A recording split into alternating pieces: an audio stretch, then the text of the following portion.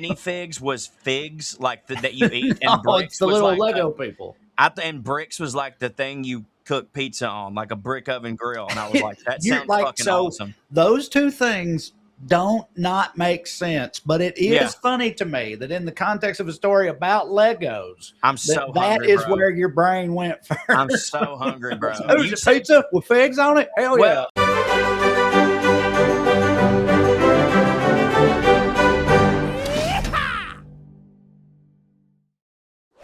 What's up, airheads? It's time. Welcome back once again to Putting on Airs. Dumb shits, talking fancy shit. That's what we do here. We're in the virtual Airstream studios. We're going to be joined this week by a very special guest, an old buddy of ours. Here, he should be here very shortly. His name's Eliot Rahal. He is a comic book writer extraordinaire. I met him doing comedy of the stand-up variety years ago in Knoxville, and then he eventually transitioned into comic books. He's one of them people that's like I always only ever knew him to do stuff that I thought hit. Like when I first met him, Right. his like day job was working at a TV production company. Yeah. And I guess I won't say which one it is, but they had like a massive show that everyone's heard of. And he worked at that production company. And, I was working for the Department of Energy at the time. And I was like, dude, I was so jealous. I was like, that's so rad. And he was like, bro, it's fucking miserable. You know, he was like, it sucks. Are you kidding me? Yeah, but it is around the thing that you ultimately want to do. And that's what I was thinking. But to him, he was like, nah, it still don't hit. But that's what I like about Elliot. He's one of them people for whom most things don't hit, which is why he's like us in that why way. we're attracted. Well, I got to tell you, I'm so happy that he decided to pursue comic books and not stand-up. And not that Elliot's not a good stand-up, but we have enough stand-ups, but we don't have enough people that make hitting comic books. And I like hitting comic books. I do want to talk to him about that a little later. I've got some other stuff first, but now. I want to talk. Oh, is Elliot here? Elliot's here on the show, baby. What's up, dog? Elliot Rahal, everybody. Hey guys, how are you, Corey? How are you, Trae? Can you hear me? Yeah, man. Yeah, looking good, feeling good. You look like you're in the opening sequence of an Alfred Hitchcock movie that's about to go balls wild. Is it? Yeah, my lighting is so. No, it's great. It's perfect, dude. All right. Yeah, Anyway, this is Eliot Rahal, everybody. This is one of the first Yankees I ever befriended. I think. Really? I know. Yeah, and you're like, dude, we met when you were like 25. Like, I said what I said. That's great. I love that. That was your first experience. I'm curious then. What's your? So for those, hello everyone. I was 26 when I moved to Knoxville, Tennessee from Chicago. Yeah. And what was your first experience then? My first experience. What do you mean with you or with a Yankee? And you're like, my parents were right. Like you're like, what was it? Like, no, I was like, this one's not so bad, you know, because I'm from He's like not sitting there getting fucked in the butt in front of children. What's I mean, I'm from low, man. I'm from like a small town in Tennessee, but it also there's a lake there, so it's like it's a tourist town, doing air quotes, tourist town. Like basically no one goes there anymore, but they used to go to this lake. And all the people that came down there were from like the Midwest, right? And that's the North, right? And of course, like any tourist town, the people that lived there, they really did not like the tourists, and the locals felt like the tourists all looked down on us and thought they were better than us and all that type of thing. And those tourists were Yankees, so it was even outside of the whole like, Civil War stuff. Definitely. Even outside of that, there was this added element in my hometown that made me sort of prejudiced towards Yankee kind. But I'm over it now. I live out here in California. It's not the North, but it's way gayer. So hey, while you're there, I just thought of something. Maybe it's stupid, maybe it's treaded water, but like there was that whole Civil War thing, right? Which made a lot of people from here not like the Yankees. So but how long was it until the stereotype of like they're a bunch of pussies up there got around? Because they surely couldn't get away with saying that after the Civil War. You know what I mean? Well, they lost. Like, I don't know. I don't know enough about what do you call it?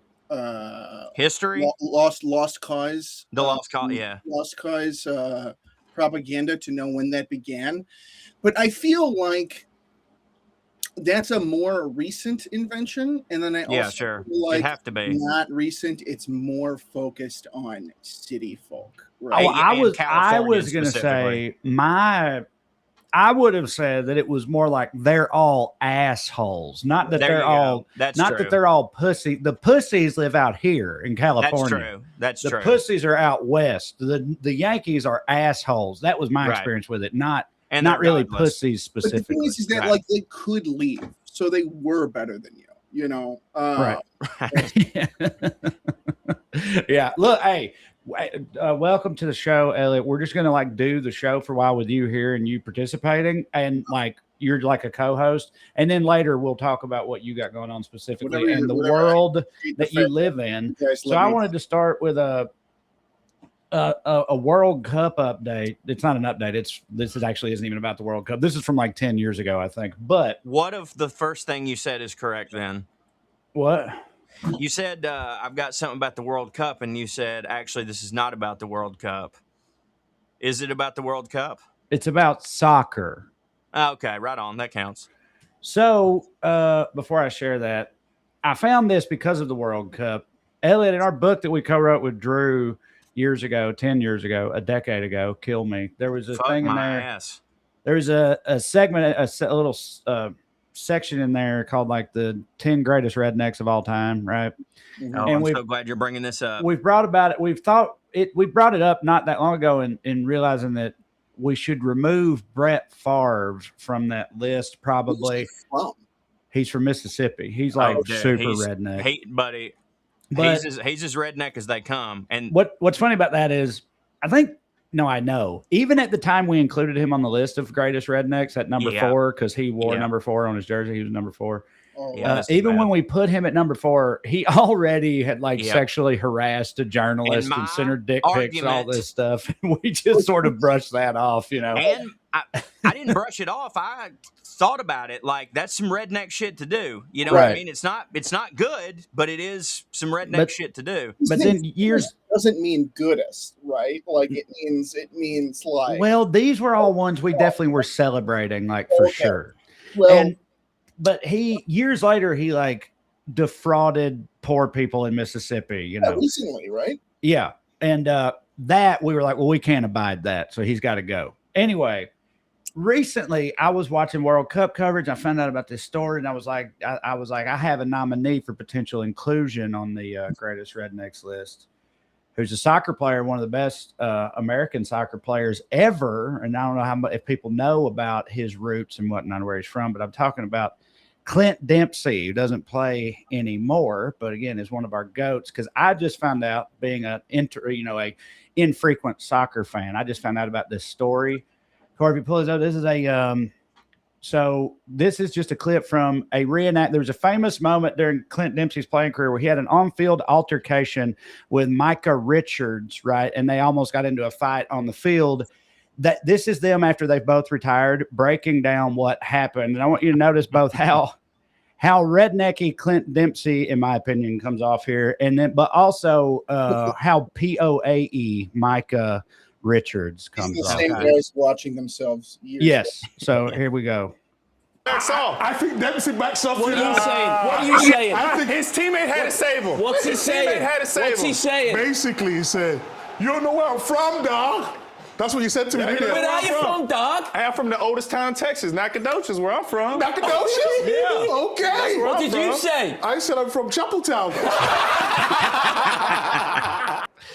So that's great. Okay, I'm sorry. Why don't I get that?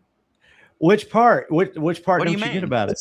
I'm from Chapeltown. Yeah, but the way he said it. Like I don't know where Chapeltown is, but just from the context there, my assumption is Chapeltown is a like at least somewhat bougie, Britishy place to be from. It's the opposite of Nacogdoches, Texas. Okay, no, I understand. That voice was just so comically. Right, I'm from Chapeltown. I thought it was like some sort of like. Never mind. Yeah. What, racial thing? No. Why'd you make it about that, Elliot? No, I meant it like in the sense that like I thought like I should know what Chapeltown is. No, I don't know what Chapeltown is either. I just thought, just the way that played out. It would have been fun if they just got into a fight there. Yeah, but that would have been better. That guy, this leads into another thing I want to do here. That guy, Micah Richards, I'm from Chapeltown. That's how most Americans think British people talk, right? But one thing we've tried to do on this show in the years we've been doing it is try to remind Americans that a lot of British people are rock chewing dipshits too. Yeah. And they sound like it. They don't all talk fucking smart. And it matters, from what I understand, a lot more over there. Like your accent and like because of how like classist they are, you mean? How class works or whatever. Yeah. So we've shown many clips over the years try to illustrate this point to people. But I've got a new one here that's also World Cup related. This is an interview with an England supporter right after they tied with Ghana yesterday, which just so everybody knows that was a disappointing result for them. They should have beaten Ghana and they didn't. They kind of choked. So this is an England supporter talking about that after the game. It's really awesome. So what do you think about the game? I thought it was a bit shit because I just wanted to celebrate a goal when no goals happened. But big up England. Who was the best player today? Jude Bellingham because he's fit. That's why he's the best. No, I don't watch football. I just came for the vibes with the friends and have fun. Do you think England are going to win the World Cup? I don't know. I don't know nothing about nothing. I hope so. Yeah, that'd be nice. That'd be good. That'd be pretty fucking good. Yeah. Are you coming here again? Yeah, for sure. Yeah. If I've got time. Yeah, sure. Yeah. What do you He's think? my best friend. What do you think about the game? Brilliant. Who was the best player, though? Me. You? Yeah. How? Explain. Because I'm brilliant. Alright, thank you. This is going to sound bad, but I genuinely think there's a case just based on that video that girl needs to be put into a conservatorship. Right. Like there's a like I don't got nothing about nothing. She's right on the line. She's gumping it pretty hard. Like she's really right gumping it. She's right on the line, dude. I want to know. This video in a weird way gives me hope, right? Yeah. In the sense that it's like, okay, we're dumb is universal. Yeah, right. Oh yeah. And then also like these people like with the first world, like they had colonized the entire world. Like despite being that dumb, I know it's impressive. How hammered was that girl? Do you think? Very hammered. I think to be fair to her, she seemed to be tremendously hammered. But like, imagine if she had went Hawk to spill that thing. Yeah. You said colonize the entire world. There's like a meme saying or a jokey phrase or whatever they have that says the quality of the British food and women led them to becoming the greatest sailors the world has ever seen. There's another meme. He hated his wife, laughed so hard when he thought of that. There's another meme. Fuck, I can't find it. Where it's like it said the top part is like Benedict Cumberbatch in a fucking top hat or something, and it was like it says Brits to Americans, and then the bottom half is like an old geezer passed out drunk in a puddle of piss in the street in Manchester with his ass crack showing, and it says Brits to the rest of Europe or the rest of the Western world or something like that. So like they be knowing that they're stupid. We're the only ones who don't know that. So are Brits like the Alabama of Europe to all of Europe, like Brits specifically? I thought that was like Wales, or am I wrong? Oh, it's right. Like, here's my question to you guys that I've always had. Like, so, Corey, I know you're from Georgia, and why? Okay, do you refer to yourselves as rednecks or hillbillies? And like, what's like? Because Trae, I would think you would be a hillbilly, unless like that. Like, what is the distinction? I know that there's a British distinction. A hillbilly is goblins versus orcs, right? Yeah, from what I think is true, a hillbilly is always a redneck, but a redneck specifically to be a hillbilly must live in or at the foot of the Appalachian Mountains. Okay, so it's like Correct. I think that Yeah. the Ozarks also has hillbillies. Yeah, like you're But literally they're you're hill mountain folk. Yeah, Yeah, hill folk. Yeah, right. as they would have called them in Scotland, hill folk. And like, I'm from like my hometown is like the foothills of the Appalachian Mountains, so we're kind of it's sort of like borderline. Yeah. But yeah, I mean that's pretty much it. Yeah, what Cho said. Kentucky, Southern or Midwestern? Depends on where you are in it. Yep. Yep. And like, what you're doing. So the town in Tennessee that I grew up in, Salina, is on the state line with Kentucky, and so my hometown couldn't be more rednecky and southern and shit. If you go 15 minutes, you're in Kentucky, and it's literally the same exact place. It's not like you cross over that state line and it's, fucking somewhere Louisville, fancy like Cleveland all of a sudden. Yeah. But so the bottom southeast part is like coal country. That's Appalachia. That's hillbillies and shit. Yeah. That's fucking.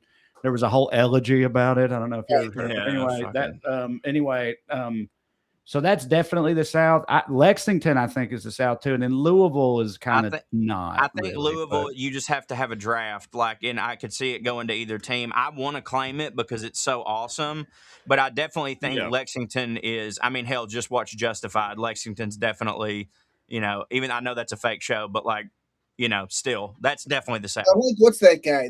I like Justified. I never watched it, but he's handsome. The guy. Timothy Oliphant. Yeah, Timothy Oliphant. Oh, yeah. He's one of the best, dude. He also has a great attitude. If you don't know about if you ever listen to interviews and shit with him, he is the most not up his own ass, gorgeous Hollywood actor that there is. He makes fun of the rest of them. He makes fun of the rest of them for being so up their own ass about it. For a while, I thought he was a clone, or I would see pictures of him, and I would be like, I thought the guy from Twister died. I thought he was exactly Bill Paxton. Bill Paxton? I thought. You think Timothy Oliphant looks like Bill Paxton? Good on you, Bill. Good job for Bill Paxton. I'm sure Bill Paxton would take that. I'm sure, but absolutely. I love Bill Paxton. Rest in peace. Oh, dude, me too. I'm just. He's a candidate for the Rednecks list, actually. Damn, dude, we should do it to honor him. Mm-hmm. Yeah. Yeah. You're welcome. Thank you. Absolutely. I'm glad we brushed by how I don't know what people look like. That's good. Do y'all know about the big Lego controversy? Which one? Yeah, right. Yeah. Tell me more. Okay, all right. Well, I mean, I'm just assuming that there is. I'm assuming any company that's 80 years old has secret. Well, the company this is about the Lego, price, right? The company of Lego is kind of ancillary to this particular drama. Okay. Actually, the company Lego itself is not really involved. But I didn't know about it. But Cho, one of our favorite mammas, Natalie, talked to her last night. She sent this to me, or she brought this up, asked me if I knew about it, and I didn't. I looked in. As soon as I looked it up, I was like, "Oh, this might be a POA topic." So I'm glad both of you seem to not know anything about it. I didn't either. This is current and ongoing. I think it got publicly, it sort of broke publicly in the greater, the broader consciousness a month ago. Okay. So in 2023, an 83-year-old man named Ed Mansell and his son consigned his 40-year-old collection of Lego sets, right? They were almost entirely unopened. It was 40-year-old virgin stuff, Damn. Unopened, pristine. Almost all of them were Star Wars things, right? Oh my God, dude, this dude can make a killing. Yeah. Well, the red flag though. Right. Well, yeah, but what are you gonna do? He's 83. He got away with it. Can't be too bad. But he's from an era when they didn't have autism, so he's fine. Yeah. Anyway. He consigns it to for his grandkids' college fund or whatever, because it was valued at that time, according to them, at around $200,000. Okay? I would have thought more. Yeah, I would have thought way more. Wow, really? I mean, I was like, damn. I mean, I guess I hear y'all. That if you have a 60-year-old set that is no longer in circulation, and it's Star Wars, I would imagine just based on the rarity, its value would go up. And then adding this. Well, apparently the most valuable piece or set was a Cloud City set. That's exactly what you're talking about. It hasn't been available for years and years. It was in the box unopened, and that one set it said was valued at $10,000.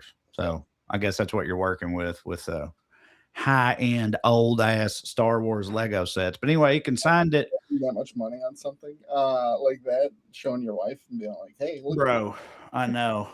I'm done for. But have you seen that video of Post Malone buying that Magic the Gathering card or Pokemon card? Or yes, one of I the have. two. Didn't he? It's pretty rad. Yeah. Go ahead. Well, it's just I can't even remember whether it was Pokemon or Magic the Gathering, but one of those two. It was the white whale of those cards, right? And some random kid got it or found it or had it or whatever and put it up for sale. And Post Malone bought that fucking thing for like somewhere between $1 and $3 million for one card. And they filmed Post Malone showing up to take it from the guy, and they were both like so fucking pumped up and sweet acting about it. Basically, that it was kind of a heartwarming internet moment, even though it's like well, I was going to call it a waste of that amount of money, but I don't know what that kid's going to do with it. Well, yeah, I mean, it's cool that if Post Malone's got $3 million, I'm glad he gave some of it to a little kid. That's kind of cool. I say kid. I mean, I think he was like 20 or something. His whole life has changed now. I think like when you like, I like Post Malone, but when you like look, it's like, how does this guy like $1 million? Like, yeah, I mean, I love the fact that we like live in a culture now where it's like your only way out of this is like a rich guy giving you some money. Yeah, right. Yeah. You better hope you pull that Pokemon card. I mean, dude, like it is like I do love the idea of like, when I was a kid and the new Topps trading cards came out, I got exciting and stuff like that. But nowadays, because the card culture is so crazy and because some of these things are going for such a high price, there's a fucking mob mentality about them that gets a little crazy. And at first you're like, oh, it's nostalgia. People like collectibles. And you're like, no, a lot of the reason is that's people need money. And these things seem like a quick fix to that. And of course, everybody wants a quick fix. And it's like very Running Man-ish. It's weird. I mean, it even happens. I mean, the more I try to understand it, the more I don't. And it's like, in comics, there's secondary covers, like variant covers, variant editions to books. And it's like, there's a speculator bubble. And like famously in the 90s, like the speculator bubble, like ballooned so much to where it popped and like the entire industry almost collapsed in like 92 or 93 or something like that. And there's always been speculator bubbles, and it's just like a way of like juicing, like just fucking adding like steroids to your book. Like, and it's like, oh, like we're just going to engage in the collectivity market as much as we can. But like, I don't get it, because like, you're still buying the same exact book with a different cover on it. Maybe there's like some gold foil on it, but then like it costs what should be $4.99 or less. They can cost anywhere from $25 to like $100, $200, $300. And it's like, I guess I shop at Goodwill still, like I don't, I just have never. Well, everything's like that. Another like recurring segment we have on the show is where we look at like dumbass attempts at like fine dining by people that are not legit Michelin star chefs. And sometimes they are legit Michelin star chefs, but like last week or the week before, we looked at a burger that was like the US's most expensive burger, and all they did was just put a bunch of like gold flakes all over it or whatever, and it's like, and then charge that. And dumbasses who think that's what rich people do spend it because they don't know any better. But that's a little different from like whatever the particular mental illness is that makes somebody be a diehard collector of shit like that. Well, at least when you collect it in your brain, you think I could sell it later. You can't fucking poop out the burger and get it, So, and obviously this, back to I wasn't even really, honestly, I'd already decided to talk about this, Elliot, before you even asked to come on here, but it's kind of, it feels like a little kismet to me, because I do feel like comics has a similar sort of maybe culture about it. This is also like with like nerd and collecting type stuff. So, but anyway, this old man and his son consigned that collection we talked about to apparently, and I feel like maybe I've seen these before in all my travels. There's a fucking franchise with over 300 locations in this country called Bricks and Minifigs. Yeah. What? Yes. Okay. That sounds 300 like my shit. locations. Is it pizza? No, Bricks and Minifigs. It's just fucking Legos, obviously. Oh, dude. I thought minifigs was figs, like that you eat, and No, bricks it's the was little like Lego people. and bricks was like the thing you cook pizza on, like a brick oven grill. And I was like, that You're sounds like, fucking so awesome. those two things don't not make sense, but it is Yeah. funny to me that in the context of a story about Legos, I'm so that hungry, is bro. where your brain went first. I'm so hungry, bro. Oh, You it's a said- pizza with figs on it? Hell well, yeah. and then Like, you said there's no. a franchise that has 300 locations, and that immediately made my brain go to food. And you never know where we're going on here. But 300 franchise locations in the U.S. and Canada. But here's all they do is they buy, sell, and trade Lego sets and bricks and stuff. Which, like, there are Lego stores. This is the whatever the resale market for Legos, I guess. But 300 fucking brick That and mortar is locations. insane. And they are franchised, right? So they're you know how any franchise works. So you can decide you want to open a Bricks and Minifig store. You get approval from them. It costs X amount. And now you own a Bricks and Minifig store. But there is a corporate headquarters. That will become important. They go to a Bricks and Minifigs location. The old man and his son in Oregon, basically like somewhere around Salem, Oregon, up there near where they live.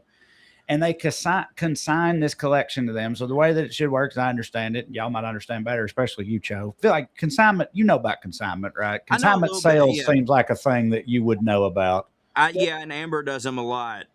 That's the word where like you sell something and you get a piece of it, right? Well, and someone sells it on your behalf, which is what this. It's like a pawn shop for your clothes. That's what this store is doing. They take the Lego collection, they sell it on your behalf, and they keep a percentage, and then you get the rest of it back. So you don't have to fool with selling it. Right. Exactly.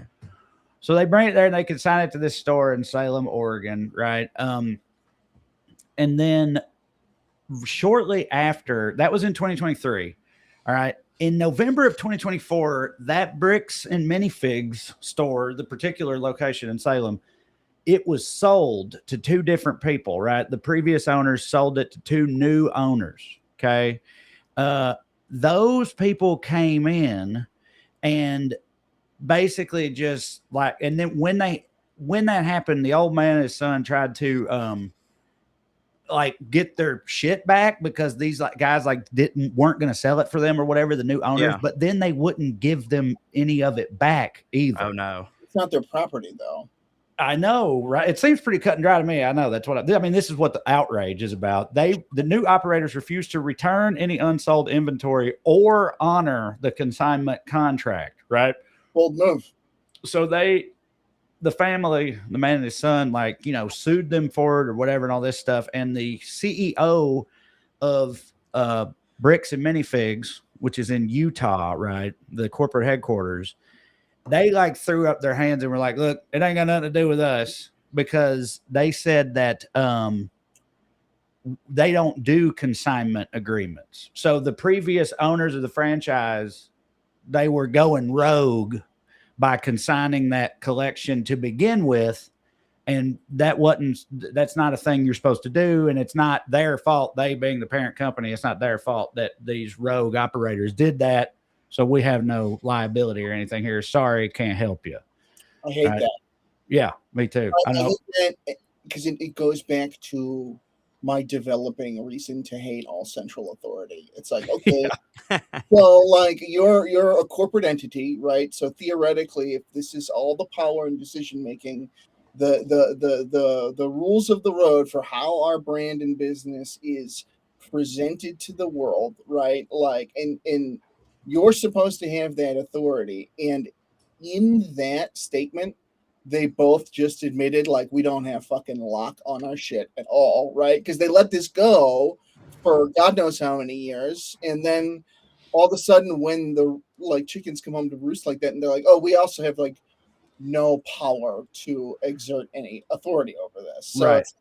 So not only were they incapable of keeping their shit together, but now they're not even capable of bringing justice, which just goes back to the point of what's the fucking point of view then. Right. Well, and also, like, to me, how could you even think that you don't have any response? Like, I know that you yourself, Mr. CEO, did not do this, and this goes against your policy. However, it was done by a person that works for your company, and thus you speak for. So you got to try. And that's the point of a corporate brand. If like people have access to your corporate brand, that means they want to present it to their customer base the same way it's presented anywhere else, which means whether you like it or not, if you work on the corporate end of things, you have intrinsic responsibility to that, right? Like, isn't that like, I don't want to fucking like, like just because I didn't do it doesn't mean like I'm not like responsible if that's what the job is. Like, also from just a PR standpoint, say something different. So I'm just like, if it's like the Bay of Pigs, right? It's like fucking like, let's take it like, yeah, sure, Kennedy didn't start it, but like it was still his responsibility, right? Right. Like, so one thing I said it like changed hands. The previous owners allege they also have their own lawsuit where they allege that they were forced out by the corporate office. They were like forced out of their franchise and it was given to these new guys. So it's like the assumption being that the new dudes who came in, whatever, one of them's married to the daughter of a VP. They've got some kind of fucking nepotistic connection with, or they bought them off or something. But the old owners, the ones who made the deal with the consignment shit and who were honoring it, they were forced out, they say, for no good reason at all. And then the new people came in, confiscated their entire inventory, wouldn't pay them anything for any of it either. And then when this old man came to get his part of it back, they told him to fuck off too. And that's when this all like blew up. But there's more to it though. So that's where we're at. The CEO is like, we can't do nothing for you. Sorry. The previous owners, they have released like pictures or screenshots of their franchising contract, which includes the language, quote, franchisee may also offer consignment services. So that seems to prove that it's not true. What their contract or I mean, what they purport to be their contract. I would like to see that collaborated with other franchise. Why do I think this is going to end in murder suicide? Well, just so everybody knows, spoiler before we can get there, this has not ended yet. So like, we don't know. It still might, Elliot, you might be right. But anyway, like I said, this is like current and ongoing shit. So, cause then another thing happened. So this is all happening with these people. There's lawsuits going on. It don't hit for anybody, but then it got brought to the attention of, and of course, I don't know, 99.5% of YouTubers, I have no idea who they are. Right. But there is a YouTuber, I guess, named Reckless Ben, who, from what I can tell, seems to be at least somewhat legit. He's trying, I think he tries to do those like, he's like an investigative journalist YouTuber. You know what I mean? Like, that right wing asshole who went to Elliot's hometown of up there, Minneapolis. He's from the area and he blew the whole Somali daycare thing. I'm doing air quotes right now. Well, that guy don't hit, but I'm saying this dude does a version of that, but I think it's not as not as xenophobic and propaganda and racist and stuff. Anyway, but that's the type of shit he does. He heard about this and he goes to like investigate, right? And he goes there, makes all these videos and stuff. He posts them on his YouTube channel talking about that. He created a fake rival business called We Steal from Old People.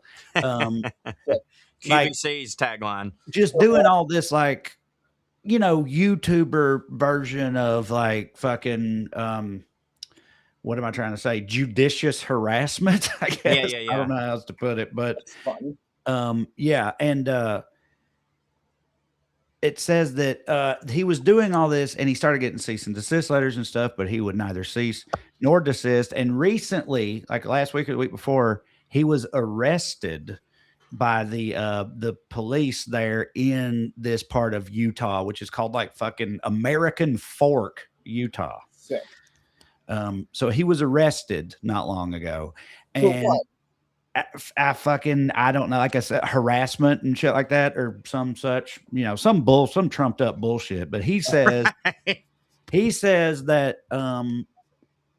those two new owners that were given that thing, okay, the bigwigs at corporate CEO and the sheriff and all the top people in this police department, who I will remind you are in Utah, that they are all, what do you think? Mormons, not just Mormons, but the same, like, I don't know if they use the word congregation or what. They go to the same Mormon building, apparently. Yeah. Or they're from the same Mormon. It looks like where Superman sleeps. Right. Yeah. That they're but fucking dude, them and the Scientologists have like the exact same iconography, and like it all, like, and neither one of them particularly hit for me, but because they both are so similar, it like makes my brain think they're exactly the same thing, and it's creepy. Sorry, Mormons. They both draw from like similar sources, like very much so, and also very two recent religions. That's one thing they have in common. So that's what, so he's claiming this is like that, they got a little Mormon mafia going, and it's a conspiracy, and that's what's really behind all this shit. The new people that took over that store, reportedly, they listen to this. They told the old man they would give him his Lego sets back if he issued a formal and public apology. Get the fuck out of here, and he told them to go fuck themselves. You can keep my shit, and I'm burning your goddamn house down with you and that shit in it, bro. Yeah, I'll tell you that much. He told them to go fuck themselves, and then sued them all over again, right? But then the corporate office of Bricks and Minifigs just closed that whole location down completely. Yeah, I mean, I think at that point, that's the only thing you can do. Right. Thinking that one in. Apparently, a GoFundMe was started for the old man after all this and after it got publicized and stuff. And again, it was valued at $200,000. His GoFundMe raised over $445,000. And again, that money was meant for his grandchildren's college fund. So once again, we've got GoFundMes having to be done when justice can be served. But it's also it's the two just like pure capitalist society forms of having to make money in one story, which is selling old shit, collectible type stuff, and then a GoFundMe. Like, it's just shit all the way down. Like, the whole just, if I can't sell these Legos, my kid won't go to college. Oh, fuck. Now I have to go to start a GoFundMe so my kid can go to college. Like, God help him if his liver fucks up next week. I know. We're just talking about, like, I love it. I mean, it's the best. There have just been very few times in my life where I've had enough money to be that petty, right? Like, to really take it to the limit. Like, and like, I just would love to become like, it's like, it doesn't even fucking matter anymore, right? Like, we're gonna like, I love this old man spirit in that way. But yeah, it's fun that we live in a world where it's like, if I don't sell my toys, my kids education. Like, every one of our real life scenarios sounds like a Disney made for TV movie from 1945. That's why game shows aren't fun to watch anymore, right? I know. Yes, that's such a great point. It's not fun I don't want, because like now it's like, I don't want anybody to lose now, right? And like, I don't want, like, and even the worst people who are like cut to be villains, if it's a reality type game show, like, everybody's like sad and broken. Yes, dude. They won't put you on the show if you're not. The game shows and like reality music contests and shit, like every single person that's in the first round of America's Got Talent or whatever, they interview them and they're like, where are you coming from? And they're like, baddest place ever. And they're like, what are you gonna do if you win this? I know what I'm gonna do if I lose it. Hang myself. I ain't gonna have nothing. Like, every single one of them is like that. And I feel for them, but I can't fucking do it anymore. It's like, oh yeah, what are you gonna do with your life? Live with dignity. Right. Yeah. It's just such a bummer, because it's like, I was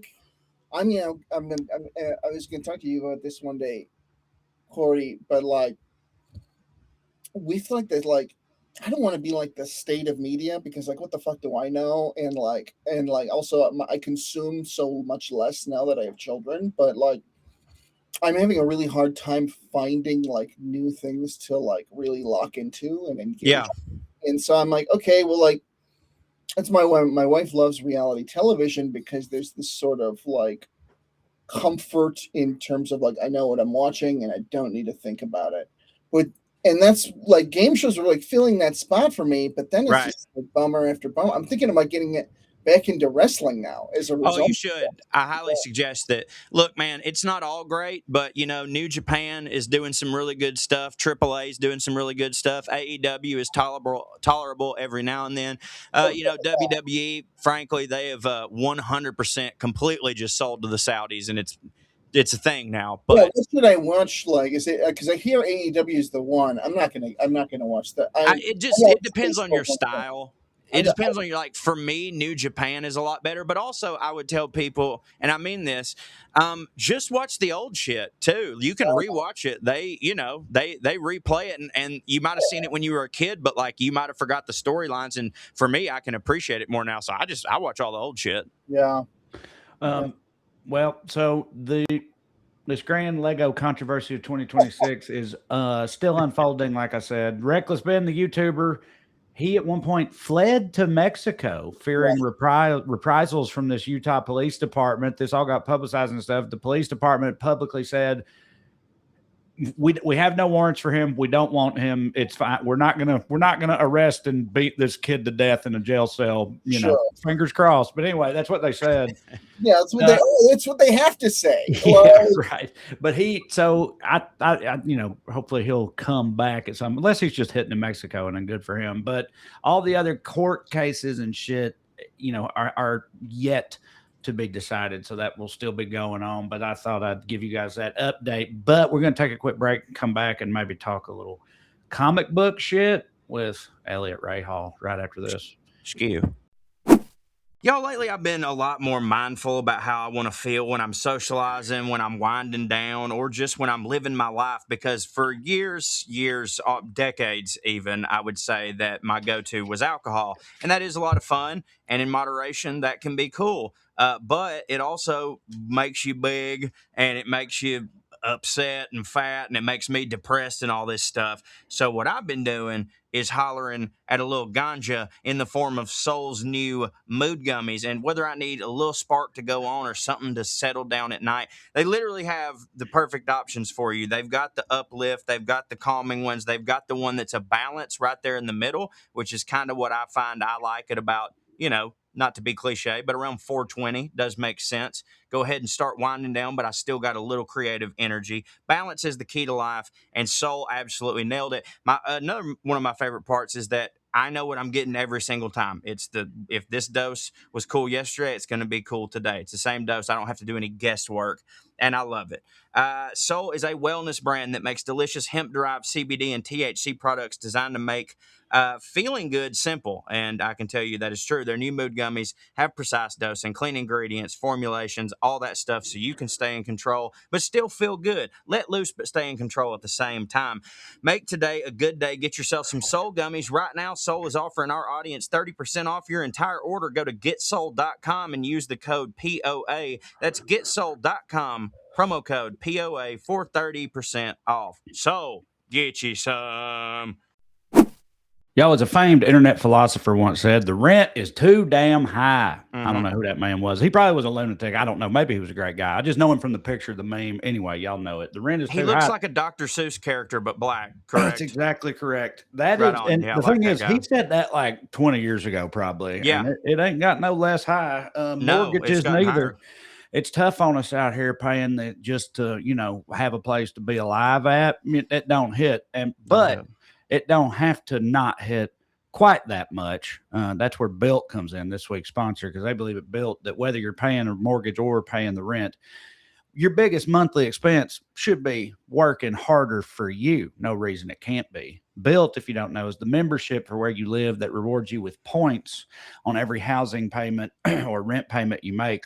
I like points. Wherever you happen to live. Big points guy. Didn't know nothing about points outside of Marlboro Miles growing up in Salina, Tennessee, but I've really adopted that point life now as a suburban white dad. all about that. If you ain't getting points, I don't know what you're doing with your life. And Built can help you get started. They used to reward members on rent at Built. You get points for paying your rent. But now, as of 2026, Built members can also earn points on mortgage payments wherever they live. Every housing payment earns you points that you can use towards flights with travel partners like United, stays with Hyatt, Lyft rides, Amazon.com purchases, and so much more. They've got fitness classes, and I think that's a good option. You know, don't fat it up too much. Try to unfat a little bit. They've got fitness class Built points over there at Soul Cycle, Pure Bar, Core Power, Cycle Bar, Rumble, Y7, Yoga 6, all kinds of stuff. They've got the Built Travel Portal, Lyft rides, anything travel related is a good choice. They have gift cards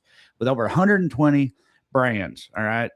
They got a lot more that you can use them Built points for. Here's perhaps one of the most underrated parts. Built members also get access to a neighborhood concierge.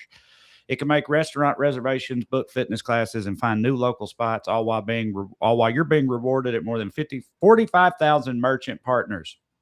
It's like having a personal assistant baked into where you live. It's simple. Being a renter or owning a home, it is just better with Built. So join the membership for where you live at joinbuilt.com/POA.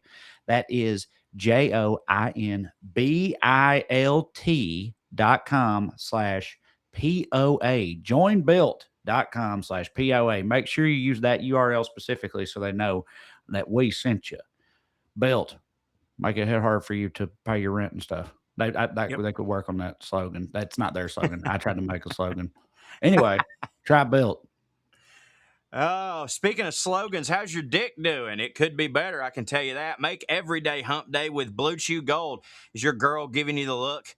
You know, well, be ready when she is. I hadn't had that look in quite a while, but, you know, that's mainly because of who I am as a person. We still do our stuff, but like, you know, I think she just gets through it at this point, but not when I'm taking a Blue Chew because of their the arousal boosting formula, and it gets your weenie hard and it gets your head and brain hard at the same time. Blue Chew Gold gets both heads in the game. Right? You remember that scene in Wolf of Wall Street when Leo's like, "I'm not fucking leaving." That's your boner on Blue Chew, my friend. That's your boner on Blue Chew. Measure your days not in minutes or hours, but in boners and rounds with your woman with Blue Chew Gold. Blue Chew Gold is a better sex in a tablet. They combine 4 ingredients into one powerful solution. 2 ingredient gets you hard, and 2 support getting your brain hard. There's a reason Blue Chew is the #1 brand for better sex. Experience it yourself at BlueChew.com. And by the way, if you're already going to do that, we've got a special deal for our listeners right now. When you buy 2 months of Blue Chew Gold, you get the 3rd free with promo code POA. That's promo code POA. You will also receive an additional 10% off plus free overnight shipping on your first order. Visit BlueChew.com for more details and important safety information. We thank Blue Chew for sponsoring the podcast and the bedroom. And Trey, get you a new dick. Why wouldn't you? And we're back, everybody. So yeah, Elliot, first of all, tell us about your new book, which I've read the first issue of. You kind of pissed me off because it did hit for me, but I only have the first one. And, you know, I get that that's what you want in a reader, but I'm like your buddy. It is hard. Yeah. I thought I could get the hookup. But anyway, tell everybody about it. I am happy to hear that. And I'll send you more when it's ready. So I've known Corey and Trae for, I think, 15 years now. Maybe, I don't know, actually, since whenever that time was. And I did a lot of stand-up comedy, and it's weird coming on this is my first comedy podcast in a long time, and it's like, how do I do this again? You know what I mean? But I have my first Image book was I've been working in comics. I've worked at Marvel. I worked for Archie and a bunch of stuff, and I've just been all around. You know, I've been what you would call the consummate feature, right? Like a road dog feature, right? And it's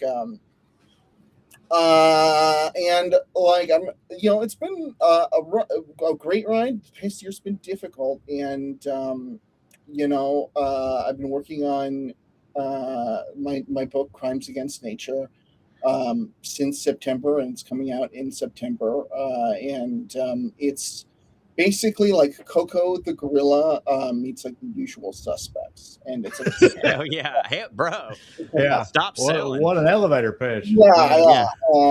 It's fun. It's pretty off the wall, but it's I don't know. It's like it came from a conversation I was having with friends. It's like a 6-issue series about like like they'll have like stupid human tricks or like a Jack Hanna, which is like a reference that anybody under 25 does not get. But like shit, maybe 30 even. But yeah, right. Yeah, they do animal segments on the old talk shows and shit all the time. It's like a Hollywood animal trainer. And he was the head of the Mutual of Omaha Zoo out there, wasn't he? Wasn't that his? I think so. Yeah. He's like legit, right? And dude, head to toe, like.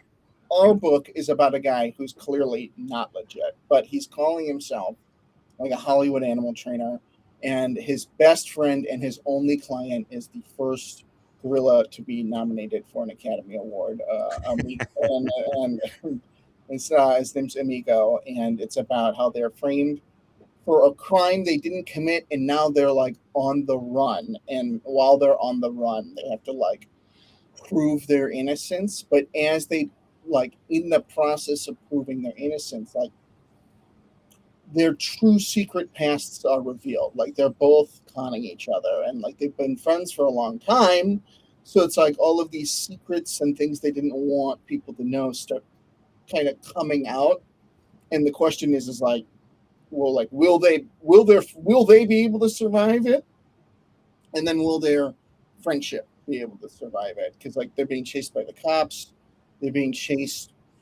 I mean, I make no qualms about it. The whole book is about a guy accidentally cucks a billionaire, and like now this guy wants him dead, right? Like, and so there's a monkey. Gorilla, please. Oh, my bad. Like, so it's about like they're running from the cops, but also running from like the vast resources that this billionaire is using to employ his own like justice. Right? There it is. I like that. The main thing, I'm not going to sit here and ask you like where your ideas come from or anything quite so trite, but I'm one thing I'm jealous of with you with that is that like in the world of comic books, are you doing it like that's such a like a wild, high concept, fun thing, and it's like out here, by which I mean Hollywood, trying to do any kind of like TV shit or whatever. It's just like, can we get another fish out of water, small southern town, funny sitcom thing from you? Like people only ever want you to do just whatever makes sense for you. But I've always been kind of envious of people that can just come up with whatever wild ass story they want to, and then try to tell it. I've got the fucking everything. I've got to be, doing some hillbilly shit all the time. I feel like it's hard to like break out of.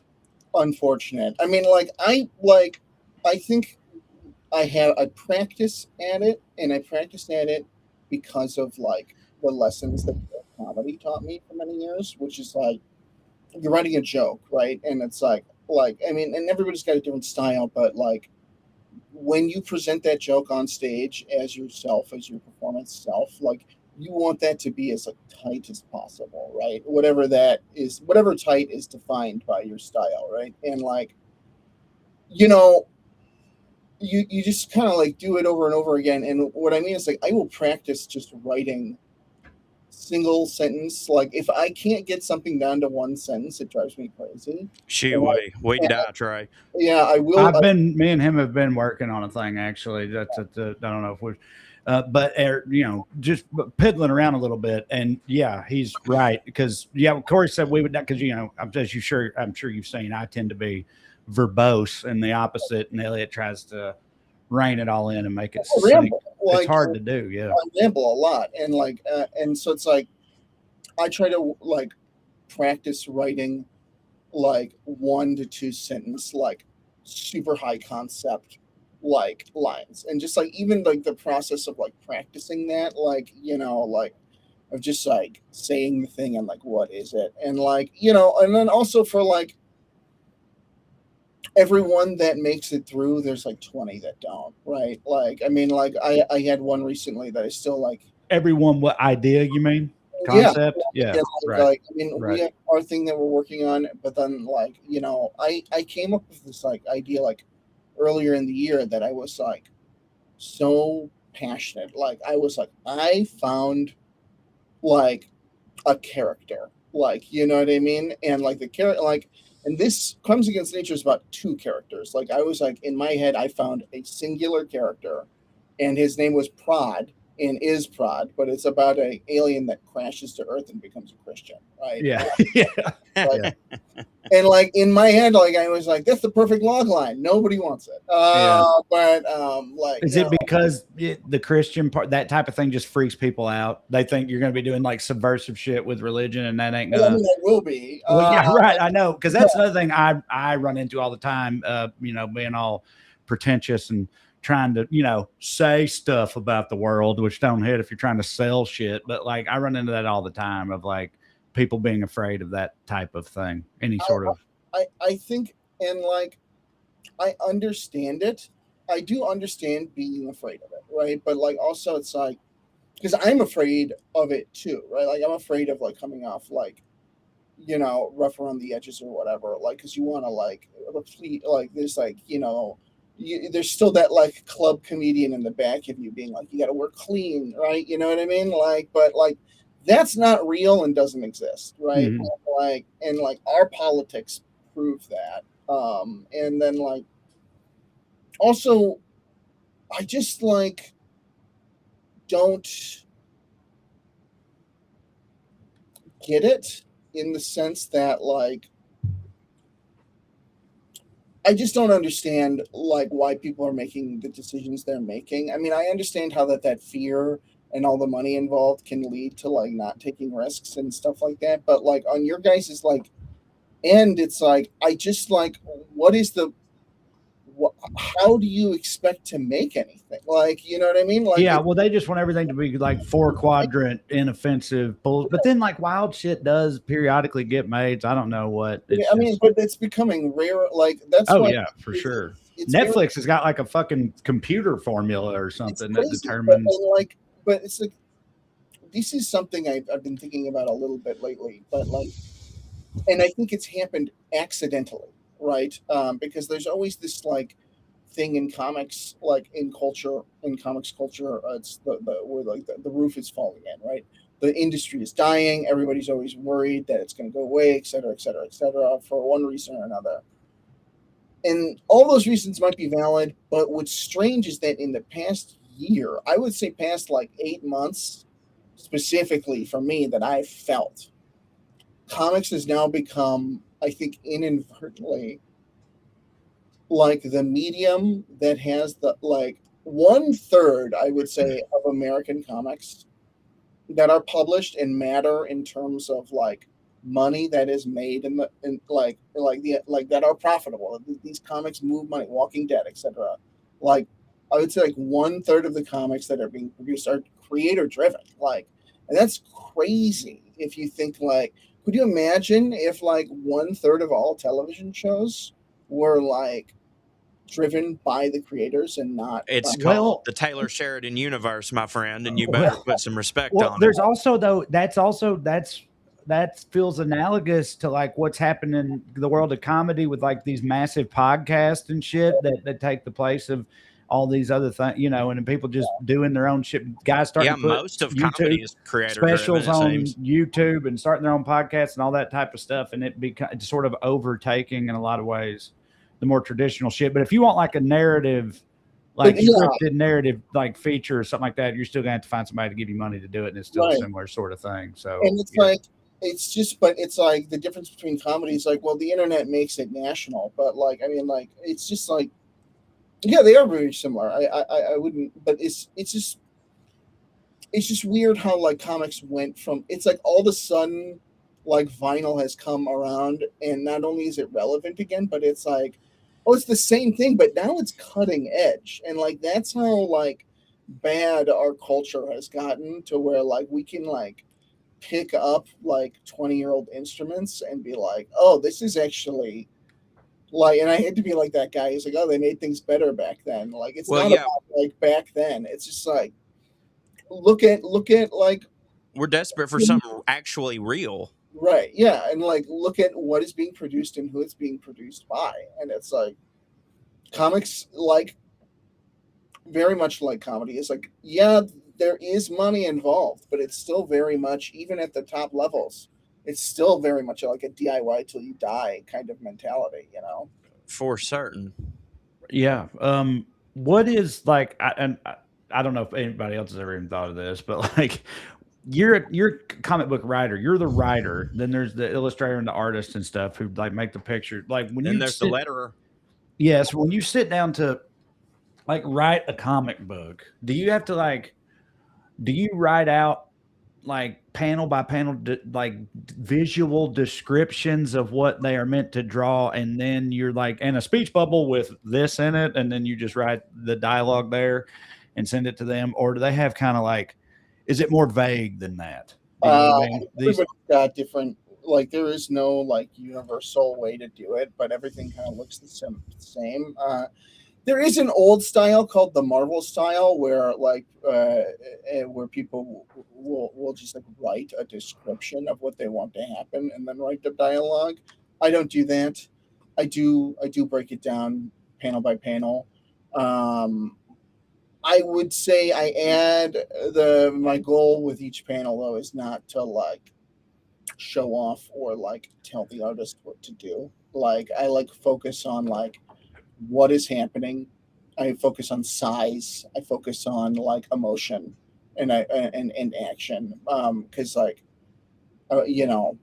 nobody likes to read, right? So it's like you want to get as much as you can in there that's relevant, but like at a certain point, like you don't want to like show up, for lack of a better term. Like it's like who you would approve to somebody, like you're trying to execute a script. You're not trying to like, if you want to write a novel, write a novel. Like I write like pretty stuff in there, don't get me wrong, but like it's not necessarily, it's about making sure the artist is interpreting it the way you want, and then hopefully interpreting it and then adding to it, right? And collaborating like with that, Do you work with the same artist frequently? This is my first time returning. So Mattia Monaco is the artist. He's the interior artist, the cover artist, the letter artist, the color artist on Crimes Against Nature. And he's a fucking phenom. This guy is incredible, and I love working with him so much. And he and I did a series at a publisher called Aftershock Comics, which is an indie publisher, and we did a series called Knock 'em Dead together about a stand-up comedian who sucks at being a stand-up comedian. And then what were you drawing on for that one? Definitely nothing personal. And it's definitely wasn't set in Chicago. Definitely didn't feature friends. It's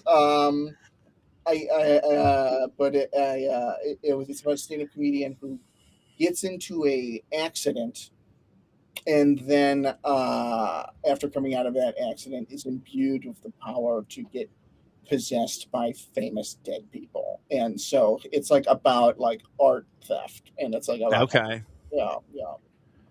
I love that. The reason I asked is because I would assume that Trae's question sort of depends on if you've worked with the person before. Because if you're working with a new artist, you're like, I probably need to be more detail oriented here. But if you're working with somebody you've been working with before, you might be like, they get me. You know what I mean? Let it roll. I could see that relationship happening with Mattia. Like we've already developed that like mind mentality together. Like we're very much in the trenches together. I will say he is Italian, so like sorry.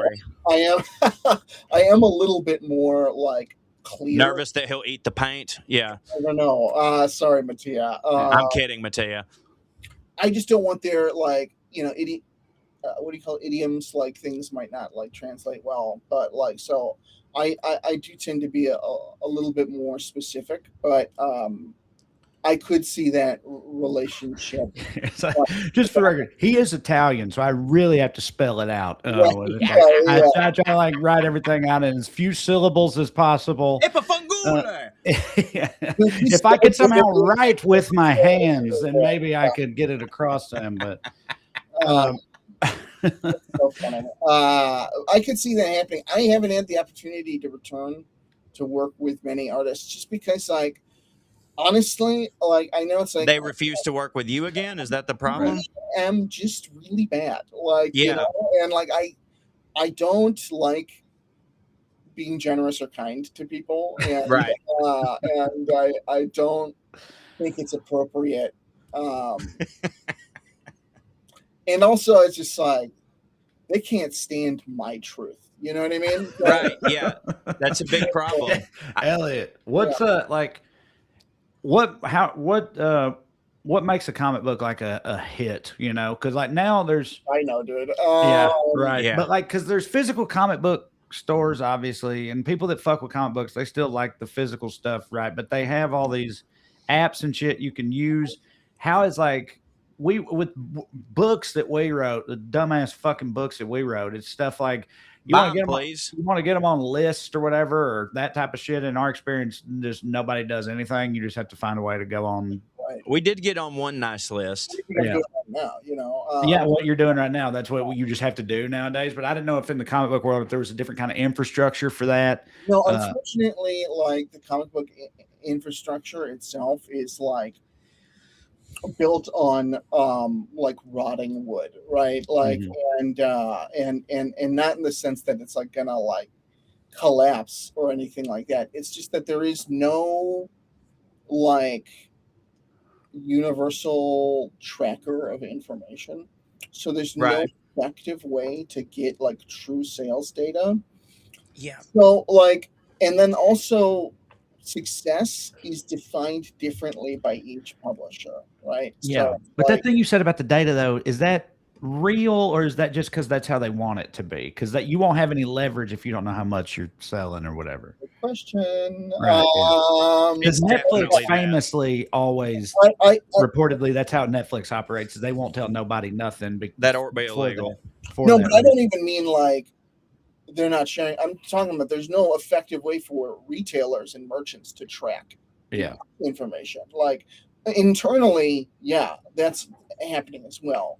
But I'm not even talking about like the cultural implications of why that would occur. I'm just saying like this is not even a good measuring device in general, which is a huge problem. But every publisher has different goals, and I couldn't tell you what they are, and they won't give you a straight answer, as you're saying, because many of the smaller indie publishers are like, some of them are very successful and like are self-sustaining. Like Vault Comics is like a very good indie, self-sustaining publisher.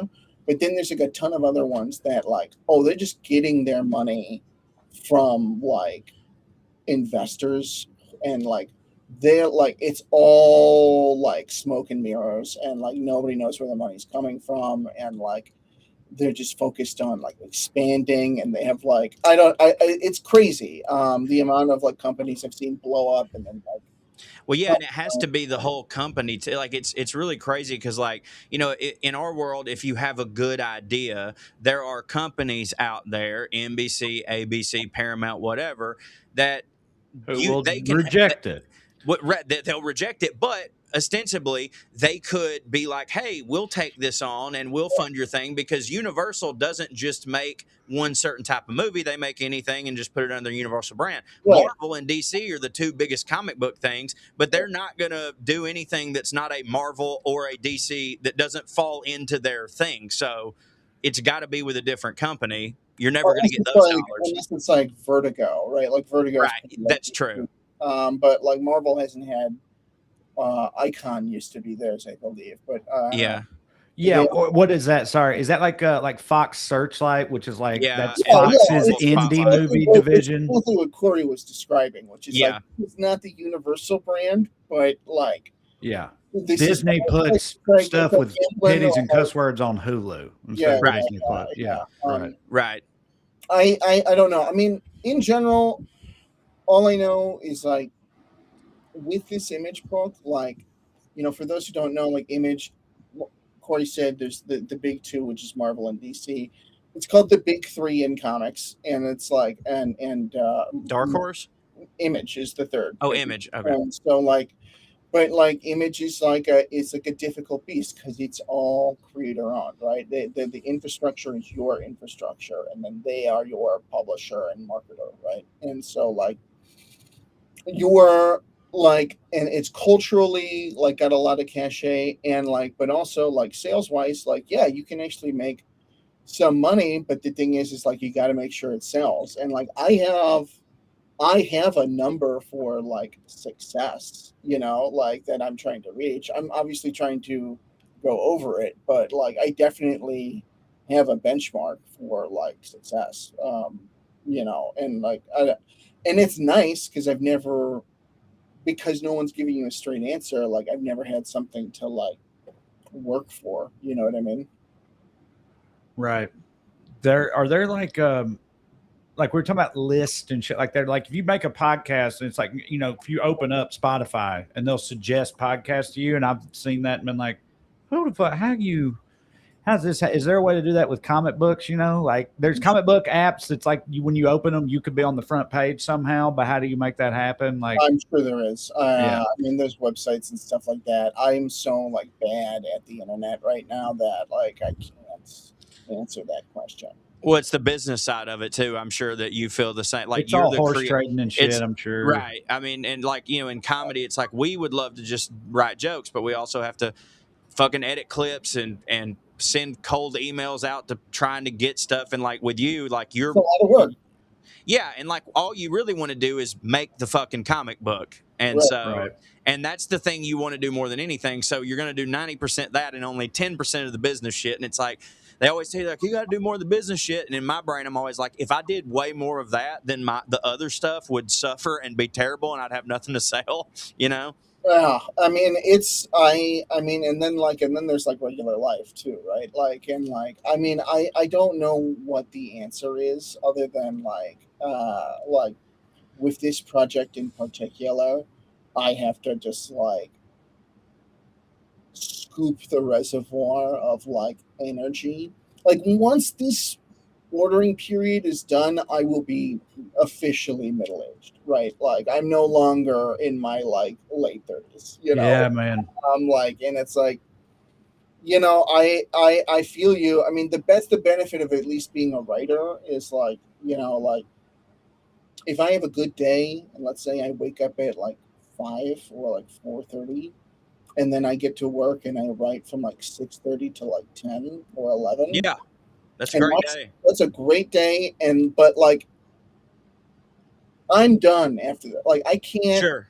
At a certain point, like all of the creative juice is gone. Like Yeah. and like I can, if I have to, do it, but like that's usually because of like a deadline where I have to do it. But like if I'm not under those conditions, like I can't fucking think anymore. And then the rest of my day, if I have one, that's for like emails and for like logistical work, like like anxious energy, like texting my two friends, I think at like 7 p.m. last night, being like, hey, help me, please.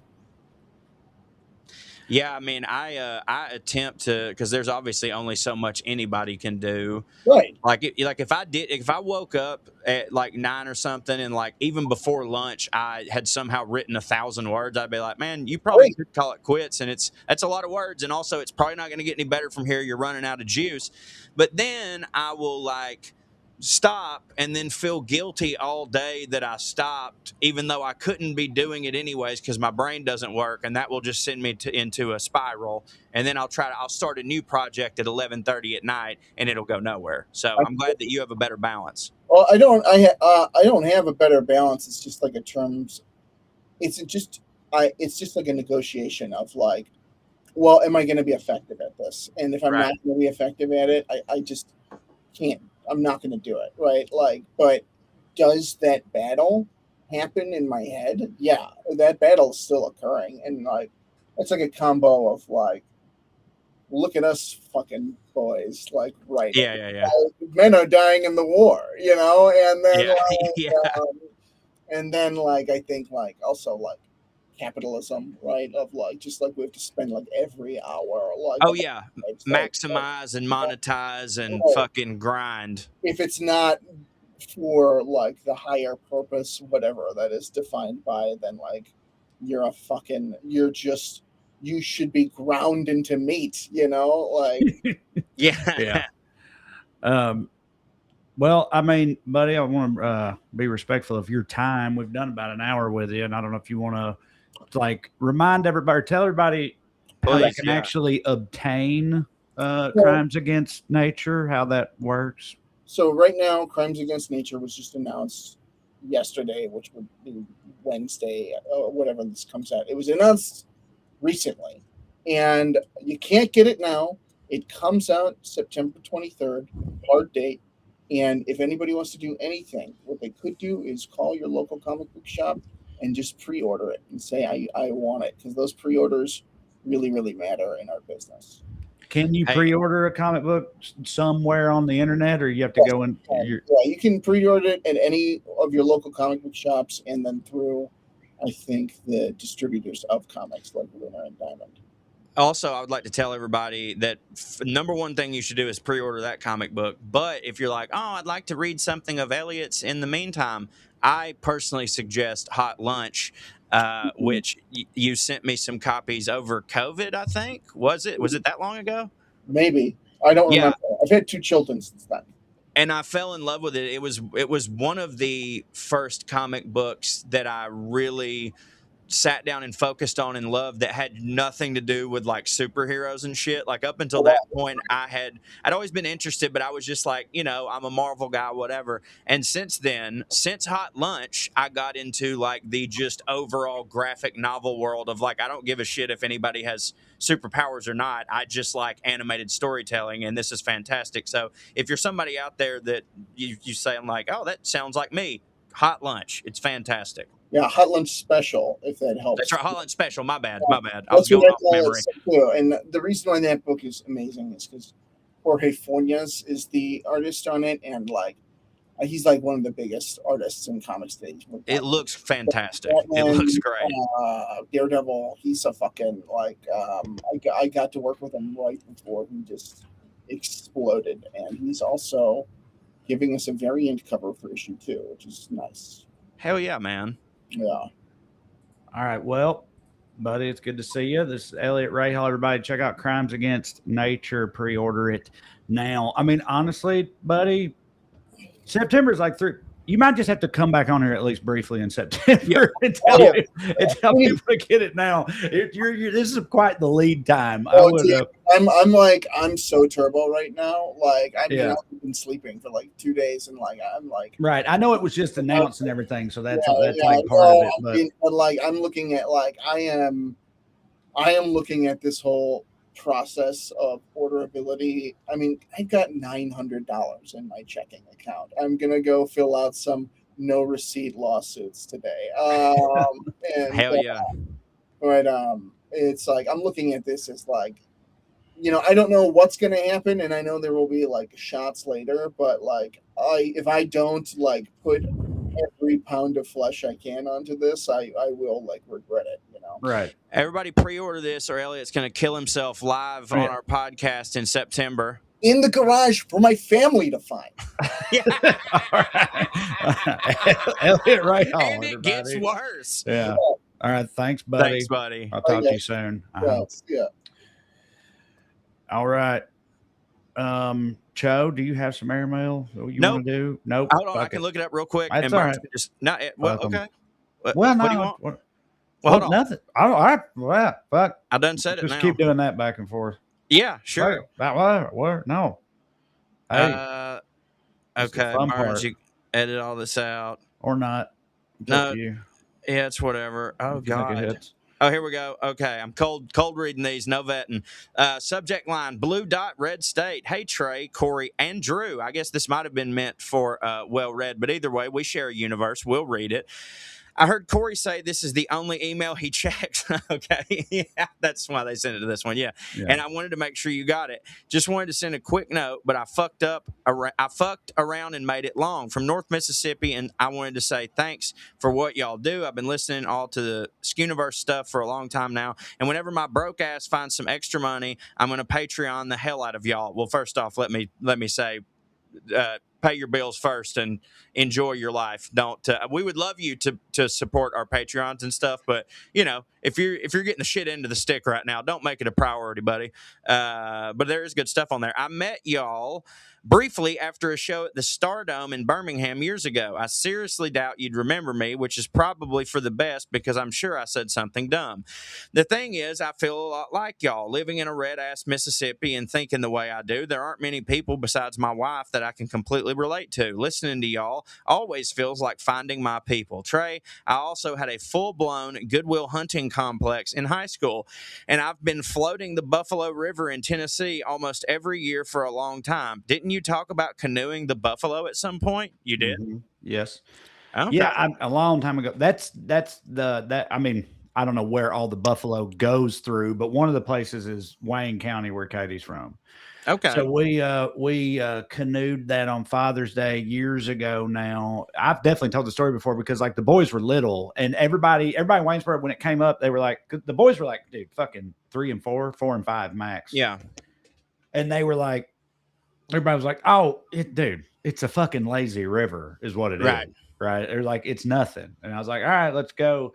And I think there'd been like storms recently, it was Father's Day, it was June, whatever. Sure. It wasn't fucking whitewater rafting, but it was more intense than I was signing up for. Yeah. I love that shit. But with two toddlers, that's a nightmare. And they're wearing life vests. I just kept seeing them just float away. You know what I mean? Of course. Like, because we flipped like 2 canoes, bro. Fucking smashed one of them up against a tree, overturned it and everything. Like, it got pretty gnarly. Katie's dad killed a fucking copperhead or a water moccasin with his fucking oar. The kids were just screaming the whole time. Of course. Then the fucking the sky opens up and another Wrath of God thunderstorm happens while we're on the fucking water or whatever.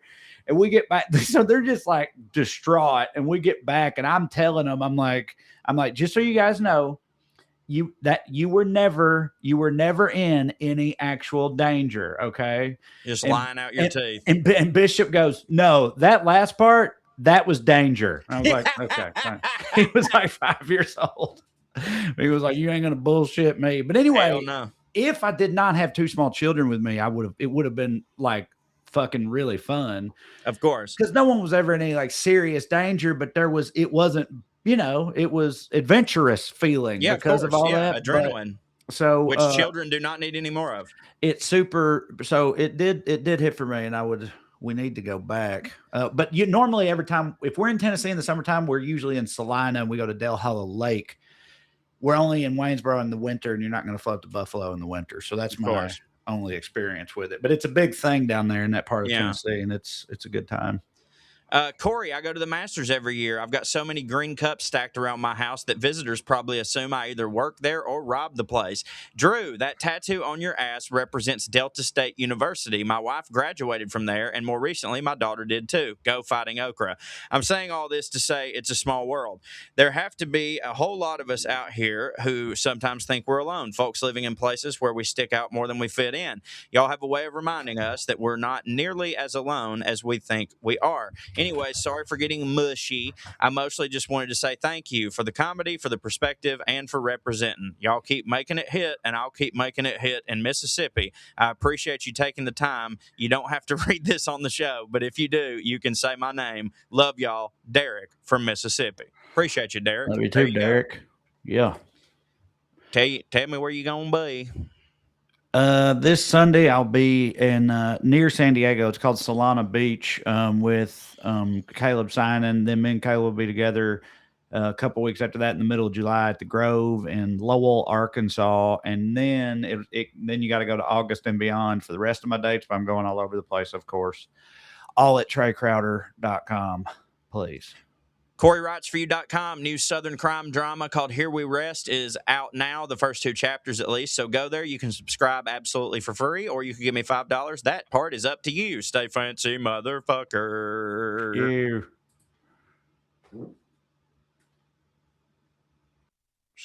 Here's Lydia Loveless. 1, 2, 3, 4. 1, 2, 3, 4. Royalty and rednecks are alike. They both like cutting and picking fights. Biscuits and baked beans where they don't belong. Sit on down with Corey and Trae and learn some fancy shit today. We'll laugh a little even when they're wrong. They'll take you to a magical place where if you call someone a cunt, nobody cares. They keep it debonair at putting on airs. putting on airs, putting on airs.